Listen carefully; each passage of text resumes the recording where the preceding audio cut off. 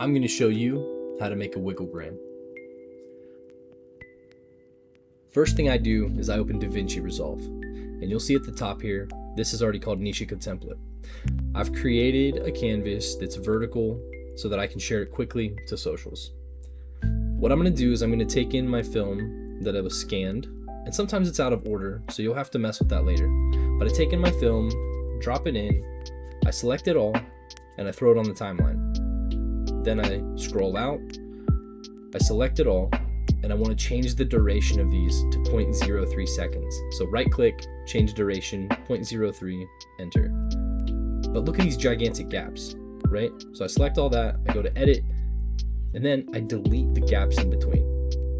So that kind of saves you some time from having to grab one, stick it to the other, grab one, stick it to the other.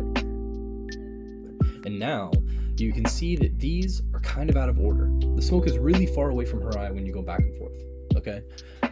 What we need to do is we need to reorder these. We need to make them more linear. So I find the one with the smoke farthest away from her eye. That gives me a frame of reference. Then I work backwards. So I'll take that one, which is going to be, so those are pretty close. I'll take that one and I'll move it to the far right. I think that's furthest away. And I was right. So there's, see now you've got smoke on the left side, right side, farther right, and then at the farthest right. So it just depends on how your film is uploaded. Sometimes it's out of sequence. So that's how you fix the sequence. But now we're going to get into how to actually line these up and create your GIF. All right. So now that you have these set, I'm going to zoom in on her face. I want her left eye, which is our right. I want that eye to be the anchor. The key to making a wigglegram is finding an anchor, and it can be anything. So what I do is, first off, I unselect all of these images because I want to edit the transform tab independently without having to click on each image, because sometimes you're editing an image you're not even looking at. So unselect all the images, and then what I do is I left and right key back and forth so I can see where we're at. All right. Then over here on transform, I zoom in, I change my X, I change my Y, I line that eye up. See how well that looks? Now we're on the third image and it's not lined up. So what you need to do, line it up, drag your X to the right a little bit, go back to a frame, make sure it lines up. And there are so many different ways to do this by changing opacities, but I find this to be the absolute easiest. Change it, go up, go down, however you can. Here we go. I just want to make sure that eye is perfectly lined up, so I might go a tad. There we go. Look at that. That's nice. Okay, so second and third line up really well. And now let's change this fourth frame. I need to go up a little bit and to the left.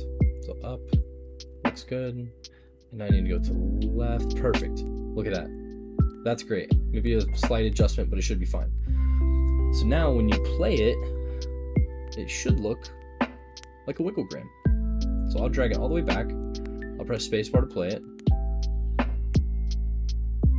And what you want to do, the sequence goes 1, 2, 3, 4, 3, 2, 1. So I copy the third frame and put it at the end of the fourth. I copy the second frame and put it at the end of the third. And then I copy all of them, because now it goes 1, 2, 3, 4, 3, 2, 1, 2, 3, 4, and so on. And then when it ends on that second frame, no matter how many times you copy and paste this, your first frame will always be first. So it always goes in that order. 1, 2, 3, 4, 3, 2, 1, 2, 3, 4, and so on. It's beautiful. So name the video whatever you want. I'm going to call it Sage 3D. You can export this video in QuickTime, MP4, or GIF, however you want. And once you choose what you want, I'm going to choose GIF, animated GIF. I'm going to click Add to Render Queue. Now you should see it on your right side over here. But also I'm going to make a QuickTime, because I always make my QuickTime videos. They're so much easier to share on Instagram, on YouTube, Facebook, however you want to share it. So I'm going to find my QuickTime, and there we go. These are the settings I use. Take a second to look at those, add that to the queue, and now you're good to render. So I'll click 1 and then render the first one. Okay, rendering. Okay, it's done. And now I'm going to render the second one. I like to do these one by one. I don't like doing render all. I just like to be able to move the videos around however. And now I'm going to open up the folder where it exported. And here is the final product. Double click. This is the GIF. But here is the QuickTime. And here you can see how much better it is. It's less laggy, much more smooth.